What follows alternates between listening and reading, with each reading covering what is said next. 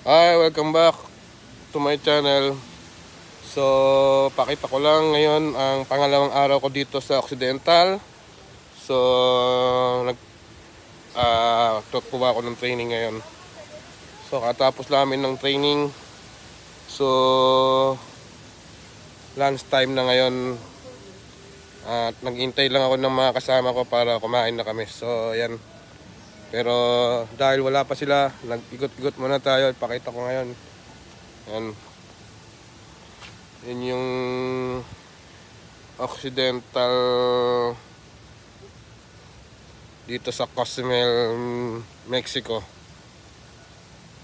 So yan. So ayan yung mapa niya.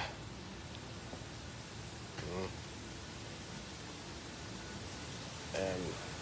So gusto ko lang, may nakita ko ditong nagtatrabaho, workers nila.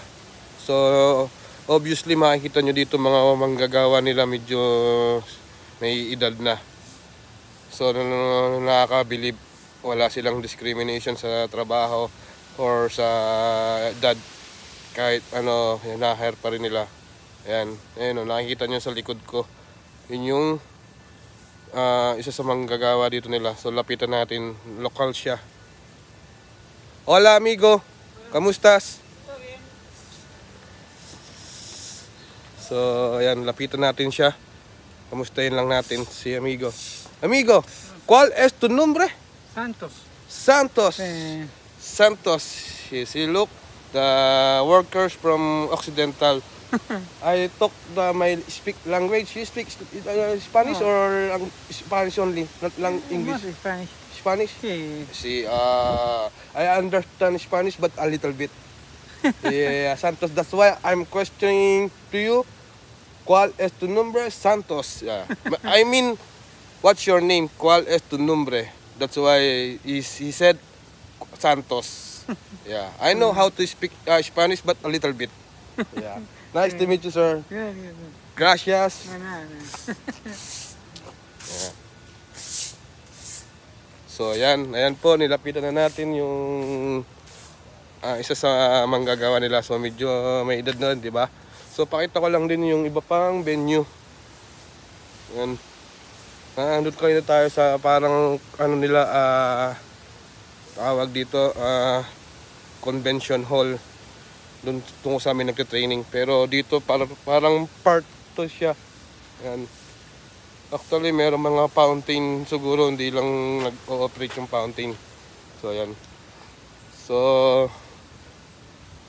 maganda tong place. Tahimik, peaceful. And then, para siyang exotic na medyo jungle. Kasi may mga animals na hindi mo inaasahan. Ang daming kakaibang ano. May kagabi nga may nakita ko, hindi ko alam kung anong tawag dun sa animals na yun, pero yun, ganun yung setup dito nung kanilang ano. Maganda, malawak, malinis, taka tahimik. So ayan, ang daming puno, nature. So kung gusto nyo pang pumunta rito or ma-discover to, siguro nag-ooperate na siya, pero siguro hindi pa siya nadi-discover or hindi pa siya masyadong ano, crowded. Wala pang maraming nakaka-discover dito. Kung gusto nyo mag-travel dito sa Cozumel, Mexico, Occidental, hanapin yung pangalan ng kanilang resort, Occidental. So ayan po. So patuloy lang kayo mag-follow at mag-subscribe sa aking YouTube channel. Marami pang iba pang video na papakita ko sa inyo na pwede namin puntahan pa sa susunod na mga araw at sa susunod na